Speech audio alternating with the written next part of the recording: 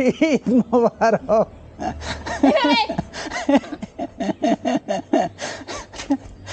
ঈদ মোবারক।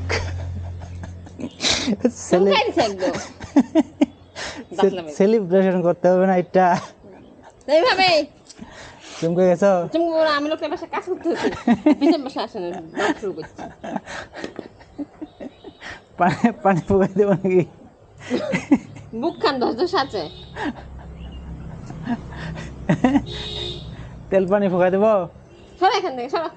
আসসালামু আলাইকুম রহমতুল্লাহ। ওয়ালাইকুম আসসালাম। আসসালামু আলাইকুম। ওয়ালাইকুম সালাম। কি রান্না করতেছো সকালবেলা? সকালবেলা এই যে এখানটা দুধ বসাই দিচ্ছি, ফিরনি রান্না করবো, ক্ষীর মিক্স। ক্ষীর মিক্স দিয়ে ফিরনি। আজকে হইতেছে ঈদের দিন সকালে, তারপর আর কি রান্না করবো? খালি ফিরনি খেলে হবে?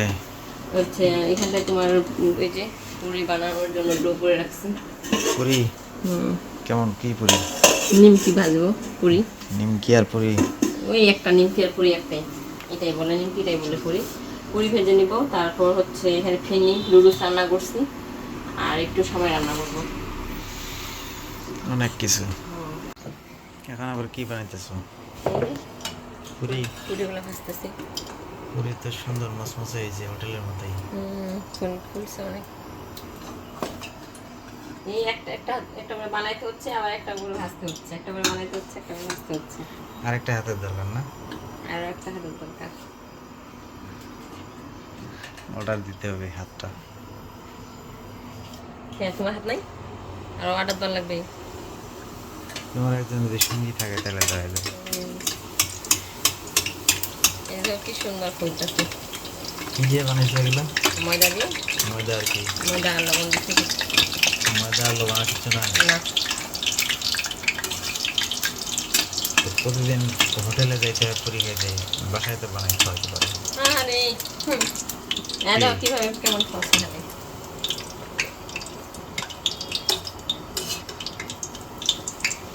ঈদের দিন সকালবেলার নাস্তা কমপ্লিট। কোথায় কি? এখানে আছে কি লাচ্চা সেমাই, তারপরে এখানে নুডলস, তারপরে এখানে ফিরনি। ফিরনিটা তো ভালোই হয়েছে মনে হইতেছে। তারপরে কি? এখানে হচ্ছে আরেকটা সময়, এটা একটা সময়। তারপরে আছে পুরি, আর এখানে আছে মুড়ি। তো আমি হচ্ছে এগুলাতে কিসমিস দিই, কিসমিস দিলে ভালো হতো, কিন্তু আমার ছেলে মেয়ে ওরা দুজনে কিসমিস বাদাম খেতে চায় না। খাওয়া শুরু করে দেবো। অলরেডি বাড়ির কিছু মানুষ খাইছে, আমি বাকি, আরো কয়েকজন শুধু বাকি আছে, ওরা এখনো ঘুম থেকে উঠে নাই। একটা একটা করে শুরু করবো। বিসমিল্লাহ। আমরা গ্রামের মানুষ, আমরা হাত দিয়েই খাই, আর হাত দিয়ে খাওয়া হচ্ছে সুন্নত। হাতটাই তো মানুষের বেশি পরিষ্কার চামচের থেকে। একটা চামচ মানুষ কয়বার খায়? অনেকেই খায়, হাতটা তো আর সবাই খায় না। তাহলে কয়বার ফোন দিই, এই রুটি বানা, কাজ চলতেছে, রুটি বানা। এইদিকে দেখো কতটা খামি করছে, এদিকে খামি হয়েছে এক পাতিল, এখানটা আবার শুরু হয়ে গেছে। আমি আর আমার ননাস মিলে রুটি বানাচ্ছি। আসলে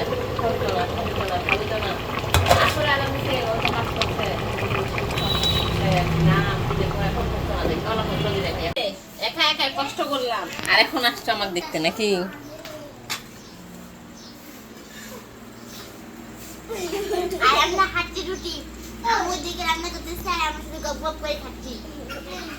বইরা হয়ে গেছো তো কতটা দুধ বুঝতে পাইলা? এইগুলা দিয়েছি হচ্ছে পাড়া প্রতিবেশী, ছোট ছোট টোপলা করে রাখছি। আর এটা হচ্ছে আমার ফুপুর বাড়ি থেকে দিছে 1 কেজির মতো, আর এখানে হচ্ছে আমার বাপের বাড়ি থেকে দিছে, এখানেও 1 কেজির মতোই হবে। তো কুরবানি দিয়া তুমি ভাগে পাইতা কয় কেজি? 4-5 কেজি? কই 4-5 কেজি, আর বেশি পাইতাম। মানে মানুষকে দিয়ে আত্মীয় স্বজনকে দেওয়ার পর কয় কেজি থাকতো? 4-5 কেজি থাকতো। তো কুরবানি না দিয়া পাইলা 4-5 কেজি। আরো বেশি হবে। আবার রান্না করছো? রান্না তো করছি, আমরা যেটা কিনে আনছি ওইটা। তাইলে তো এটাই বেশি লাভ না? এইভাবে খারাপ লাগতেছে, আর হচ্ছে কিন্তু উদ্দেশ্য তো হচ্ছে কুরবানি দেওয়া। হ্যাঁ, যদি মাংস খাওয়ার উদ্দেশ্য থাকে তাহলে কুরবানি দেওয়ার দরকার নেই, ভাই মাংস খাবো। কিন্তু আমাদের মাংস খাওয়ার উদ্দেশ্য না, আমাদের হচ্ছে কুরবানি দেওয়ার উদ্দেশ্য। তো যেটাই হোক, এই বছর আমরা কুরবানি দিতে পারলাম না, এইবার আমরা কুরবানি দিতে পারলাম না। আল্লাহ যেন সামনের বার বা সামনের বছর কুরবানি দেওয়ার তৌফিক দান করে। আমরা কিন্তু সবসময় প্রতি বছরই কুরবানি ভাগ দিয়ে আসছি। আমি সে ছোট থেকেই দেখে আসছি আমার বাপ চাচাদেরকে ভাগ দিতে। এই প্রথম মানে শরম লাগতেছে না? এই প্রথম আমার খুবই খুবই খারাপ লাগতেছে। অনেকে ডাকায় ডাকতেছে, দিচ্ছে যে বোমা তরকারি নাও, বোমা তরকারি না নাও। নিলে তো মনে করো যে রাগ আর করবে। যদি না নিই তখন বলবে যে আর নিয়ে না, দেখাচ্ছে, বড় লোকে দেখাচ্ছে বা ভাব দেখাচ্ছে। না নিলেও হয় না, নিতেও শরম লাগতেছে। কিন্তু আমার এবারের মতো শরম মানে লজ্জা যেটা আমি কোনো সময় পাইনি। কাজ করতেছি, এইদিকে এক একজন করে ডাকায় তরকারি দিয়ে যাচ্ছে।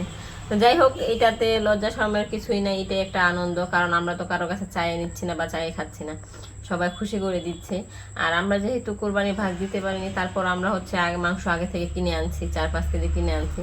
এটাই রান্না করে আমরা বাসার মানুষ খাইছি। তারপর আমার বাবার বাড়ি থেকে দিচ্ছে, আমার ফুপুর বাড়ি থেকে দিচ্ছে, তারপর আত্মীয় স্বজন মানে পাড়া প্রতিবেশী দিচ্ছে। তো তো ফ্রিজটা ধোয়াটা কি সার্থক হইলো নাকি? ফ্রিজটা ধোয়া সার্থক হইলো। আর ফ্রিজটা তো আমি মানে সবসময় ধুই, কিন্তু এইবার আমি তো ধুতে পারিনি। কেউ কেউ আবার ওই যে গত বছরের কুরবানির মাংস এখানে রাখছে, এই যে যেদিন ফ্রিজ দিছে ওই দিন নিয়ে গেছে না? নিয়ে গেছে। আমাদের এলাকায় এমন মানুষ আছে, গত বছর কুরবানির মাংস কালকে নিয়ে গেছে। কালকে আমি ফ্রিজ দিছি, তখন ডাকছিলাম যে আমি ফ্রিজটার সব কিছু বাইর করছি, ফ্রিজ পরিষ্কার করতেছি, আপনারা কার কি আছে নিয়ে যান। তখন কালকে এসে নিয়ে গেছে। চিন্তা করা যায় যে গত বছরের মাংস এবছর এটা খাওয়া যায়, এটা খাওয়া যাবে না, এটা তরকারিটা একবার পুরো নষ্ট হয়ে গেছে। তো তারপরও মানুষ খাচ্ছে।